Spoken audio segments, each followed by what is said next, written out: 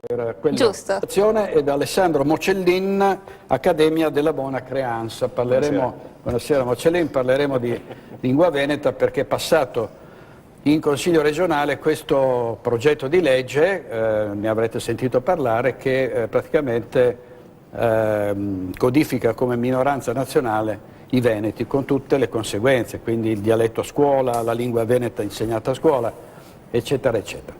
Allora io direi, proprio ieri molti dicevano anche sui social, ma insomma con tutti i problemi che abbiamo, i migranti, le banche, c'è il Consiglio regionale che si scanna su questa cosa dell'insegnamento della lingua veneta nelle scuole. Poi è stata una legge corretta, in particolare da Forza Italia sul bilinguismo, insomma è stata limitata in alcune parti.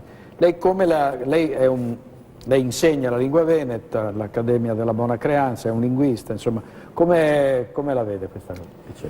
Beh, anzitutto credo che la cosa che può accomunare questo momento storico è proprio che, anche con il referendum dico, in generale non è mai sbagliato sapere qualcosa di più di ciò che si sapeva prima, e soprattutto non è mai sbagliato chiedere alle persone che cosa pensano.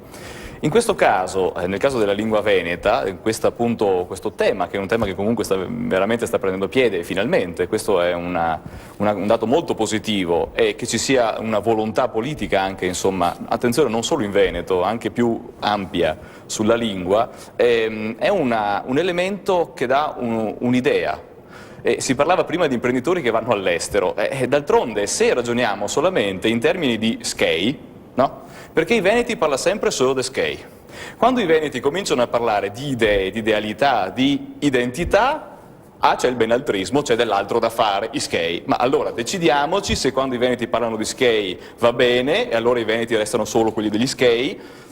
Chiaramente poi se l'imprenditore si suicida perché ha terminato questi SKEI, se si è identificato con il denaro, con il lavoro, che sono comunque valori importanti, ma non possono essere gli unici, nel momento in cui si porta un valore nuovo, che è il valore della persona, della sua anche emotività.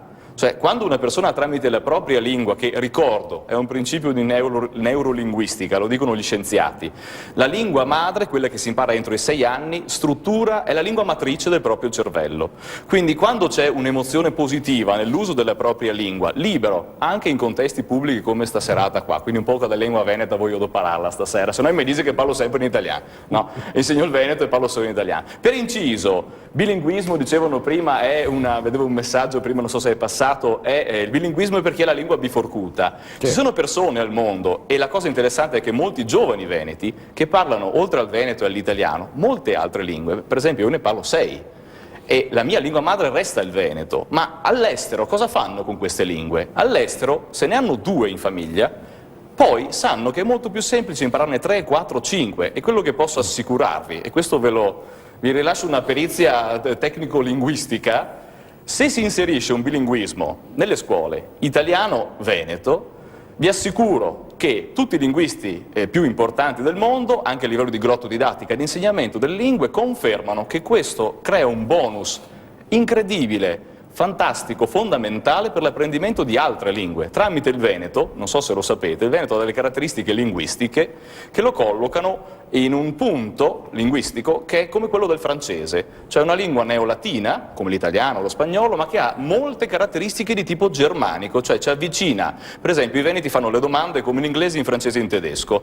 Te si bravo, domanda sito bravo. Ecco, la stessa cosa succede in inglese, you are you, du bist dum in tedesco, tu e tu in francese. Ecco, se vogliamo continuare a negare che questo sia un valore di insegnamento, ripeto, per me non è una questione politica, a me la politica non interessa, ho 28 anni e quindi non è questo, diciamo, il ragionamento. Però se all'estero si può studiare il veneto, se all'estero l'Università di Francoforte, direttore, lei sa, qui in esclusiva abbiamo lanciato un paio di mesi fa il primo manuale universitario completamente scritto in lingua veneta, fatto con 2 linguisti, 2 professori di filologia e romanza a Francoforte.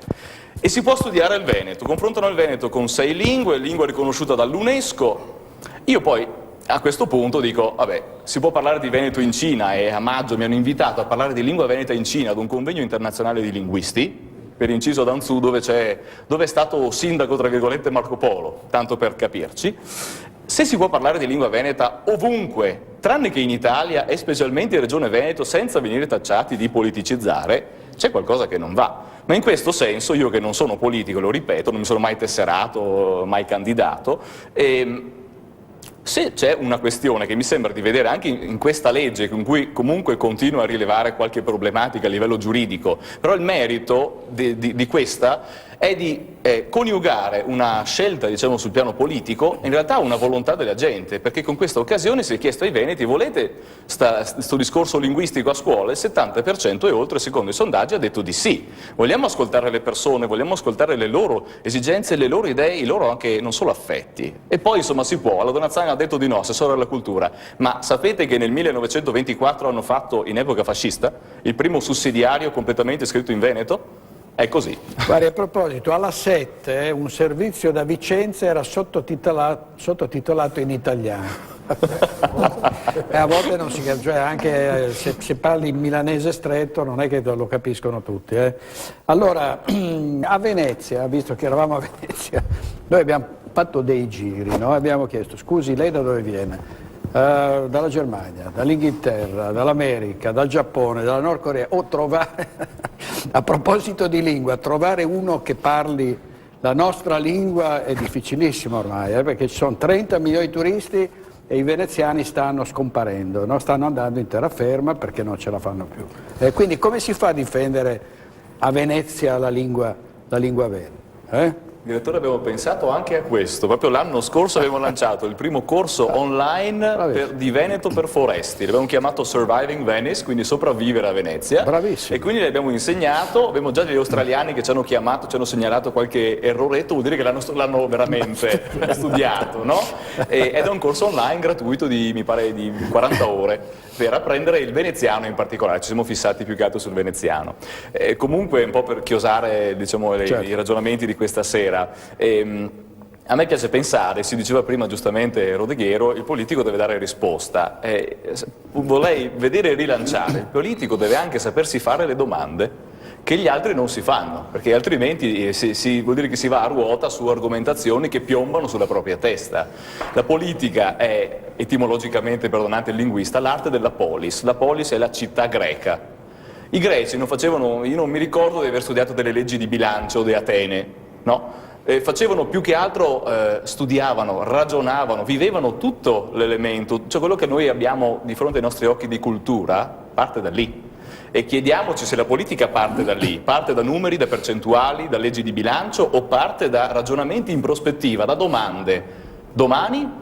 Questa è la vera domanda. E poi anche questo, la democrazia, cioè che significa sì, il potere del popolo, ma questo popolo bisogna pure ascoltarlo. È una cosa che io posso riscontrare dalla realtà territoriale, in questo mi sento veramente solidale appunto con un movimento che vuole partire dal territorio. Noi siamo semplice associazione culturale, ma il nostro lavoro lo facciamo e lo vediamo come Accademia da Buona Creanza, Accademia da Lingua Veneta, lo vediamo perché le aziende ci chiedono di tradurre le etichette dei loro prodotti, per esempio la birra antoniana, i comuni ci chiedono di tradurre dei cartelli delle loro fiere, per esempio il comune di Santa Lucia di Piave, con la casa editrice Panini, la Pimpa, il famoso cagnolino AQA di Altan. Abbiamo fatto la versione in Veneto di La Pimpa va a Venezia, dove spiegano anche della pescaria, quindi magari i veneziani sarà interessati un po' a promuovere, ecco.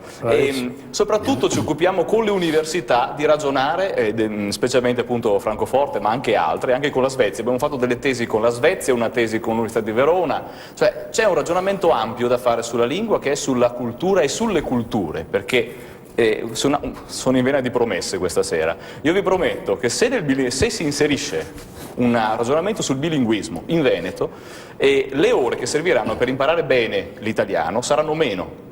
Perché tramite il Veneto, se io so bene, i poveri veneti sappiamo sia l'italiano che il veneto, con molte confusioni. Devenetizzando l'italiano, io lo posso devenetizzare l'italiano nel momento in cui so che cos'è sto veneto. Non si può ignorare un dato di fatto, che il 70% dei veneti parla veneto. Però capisco anche i politici, giustamente dicono c'è bisogno di competenza, ed è fantastico, è fondamentale questo. Ma io vi chiedo anche di chiedere, e vorrei dire una parola brutta, imporre alle università di muoversi, di ragionare, di schierarsi. Non si può più sentire nel 2016, anno domini 2016, una professoressa di dialettologia come la Marcato di Padova che dice che il Veneto, la lingua veneta la definisce orribile. Orribile, ma allora quelli dell'UNESCO saranno tutti pazzi, no? Chiaramente, che la riconoscono come lingua, ma invitiamo tutta la società veneta ad attivarsi, è il momento di ragionare sulla lingua, sia i pro e i contro, ma non importa, l'importante è finalmente potremo parlarne e parlarla. Grazie. Ultimo